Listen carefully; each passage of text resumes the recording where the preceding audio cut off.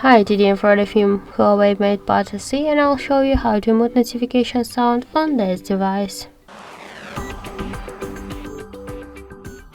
So first, let's open the settings application and then tap to the sounds and vibration. Here you'll see notifications volume panel, and just to mute notifications we should slide to the left side. This dot on notifications volume panel. Also, we can just activate the silent mode if you want to mute notifications. Also, we can make it with the help of the volume buttons.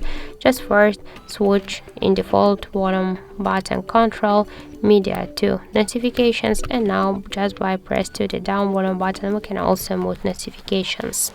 So that's it. Thank you for watching, and if you find this video helpful, don't forget to leave a like, comment and to subscribe our channel.